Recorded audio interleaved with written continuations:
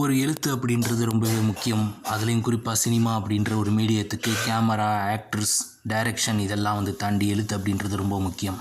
ஒரு சினிமா டைரக்டரை விட, ஒரு நடிகரை விட எழுத்தாளர் ரொம்பவே மேம்பட்டவர். ஏன் அப்படின்னு கேட்டிங்கன்னா, சினிமா டைரக்டர் அப்படின்றவங்க 10-15 பேரோட உழைப்பில் தான், அதாவது கிட்டத்தட்ட நிறைய அசிஸ்டன்ட் டைரக்டர்ஸ் வந்து வச்சுருப்பாங்க. ஸோ அவங்களோட உழைப்பில் தான் அவங்க வந்து டைரக்டர் அப்படின்னு சொல்லி மிளிடுறாங்களே தவிர, அவங்க சொந்த சுய கதையெல்லாம் வந்து எங்கேயும் எழுதுறது கிடையாது.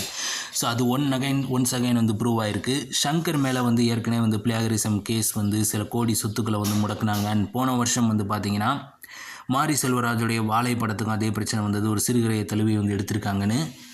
இந்த தடவையும் அதே மாதிரி தான். பட் இது இன்னும் கொஞ்சம் சீரியஸானது. வெற்றிமாறனுடைய மென்டார்ஷிப் கீழே யாரோ டைரக்டர் ஷாலினி விஜயகுமார் அப்படின்ற ஒரு பொண்ணு இந்த சீயிங் ரெட் அப்படின்ற ஒரு படத்தை வந்து டைரக்ட் பண்ணியிருக்கு. பட் இந்த படம் வந்து பார்த்திங்கன்னா ஒரு குறும்படம் தான், ஒரு ஷார்ட் ஃபிலிம் தான்.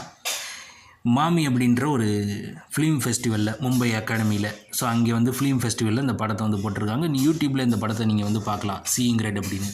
ஆனால் அது உண்மையிலேயே எந்த கதை அப்படின்ற பார்த்தோன்னா, செந்நிலம் அப்படின்ற ஒரு புக்கு வந்து இருக்குது. நீங்கள் வந்து பனுவல்லையும் காமன் ஃபோல்க்ஸ்லையும் இந்த புக்கை வந்து நீங்கள் வாங்கிக்கலாம். சால்ட் பதிப்பகத்திலேருந்து வந்தது. இந்த செந்நிலம் அப்படின்ற புத்தகத்தை வந்து எழுதுனது யார் அப்படின்னு பார்த்தீங்கன்னா, ரைட்டர் அண்ட் ரிப்போர்ட்டரான ஜெயராணி. ஸோ அவங்க வந்து என்ன பண்ணாங்க அப்படின்ற பார்த்தோன்னா, நேற்று தான் நானே வந்து இதை வந்து கவனித்தேன். ஸோ இந்த மாதிரி வந்து பிளாகரிசம் வந்து அக்யூஸ் வந்து பண்ணியிருந்தாங்க. அது என்னடான்னு போய் பார்த்தப்பறம் தான் தெரிஞ்சது, இவங்க எழுதினது பாதிக்கப்பட்ட மக்களுக்கான ஒரு கதை. செந்நிலமில் வரக்கூடிய செவ்வரளி பூச்சரம் அப்படின்ற ஒரு சிறுகதை. அது வந்து ஒரு சிறுகதை தொகுப்பு, அதில் வரக்கூடிய ஒரு கதை. செவ்வரளி பூச்சரம் பாதிக்கப்பட்ட மக்களுடைய கதை. பட் அதை அப்படியே எடுத்து பட்டி டிங்கரிங் பார்த்து அதை பிராமின் கதையாக மாற்றிருக்கு இந்த பொண்ணு ஷாலினி விஜயகுமார். ஸோ இது யாருக்கு கீழே நடந்திருக்கு அப்படின்ற பார்த்தோன்னா, த கிரேட் டைரக்டர் அப்படின்னு சொல்லப்படுற வெற்றிமாறனுக்கு கீழே. தோழர்னு வந்து வெறும் பேச்சுக்கு தான் இருக்கார் போல். எல்லா விதத்துலேயும் வந்து இவரும் வந்து சரியில்லை. ஸோ ஓவரால் வந்து பார்த்தோன்னா இப்போ வரைக்கும் அவர்கிட்ட ரிப்போர்ட் பண்ணியும் எந்த ஒரு பதிலும் வந்து கிடைக்கல. ஸோ இது வந்து தமிழ் சினிமாவுக்கு புதுசாக அப்படின்னு கேட்டிங்கன்னா இல்லை.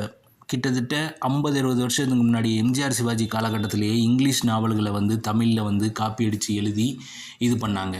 ஸோ இப்போ வந்து பார்த்திங்கன்னா அதை விட ஒரு படி மேலே போய் இங்கே நம்ம நாட்டிலையே ஒரு ராயல்ட்டி கூட கொடுக்காம, ஒரு இது கொடுக்காம, அதாவது ஒரு புக்கை வந்து நீங்கள் பண்ணணும் அப்படின்னா என்ன பண்ணணும் அப்படின்ற பார்த்தீங்கன்னா, அதை நீங்கள் காசு கொடுத்து வாங்கணும். ஒரு கதை அப்படின்னா அதை விட்டுட்டு இந்த மாதிரி நடக்குது. என்னோடய ஒரு ஃப்ரெண்டுக்கு கூட என்ன நடந்துச்சு அப்படின்ற பார்த்தோன்னா, என் ஃப்ரெண்டோட ஒரு புக்கை வந்து படிச்சுட்டு ஸோ என்ன பண்ணாங்கன்னா, அவங்ககிட்ட ஓசியில் கதை எழுதி கேட்டாங்க. பட் என் ஃப்ரெண்டு கொடுக்குற மாதிரி இல்லை. அவன் சொன்னப்போ நான் வந்து நம்பலை. பட் இப்போ வந்து நான் நம்புகிறேன். ஸோ உண்மையாக நடந்திருக்கு.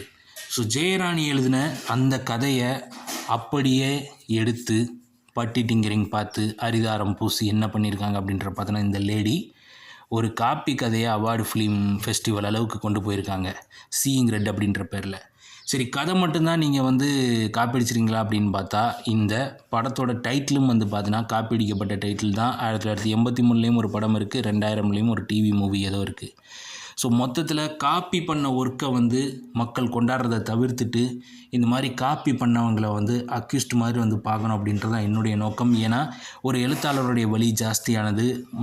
எழுத்தாளர் அப்படின்னு சொல்லி வரும்போது பெரிய அளவில் அவங்களுக்கு வந்து ரெப்புடேஷன் வந்து கிடைக்காது. ஸோ எழுத்து மேலே இருக்கிற ஆர்வத்தால் தான் முக்கால்வாசி எழுத்தாளர்கள் எழுதிக்கிட்டு இருக்காங்க. ஸோ அப்படி இருக்கும்போது இந்த மாதிரி கதை திருட்ட நிகழ்வு இத்தோட தடுக்கப்படணும், நிறுத்தப்படணும்.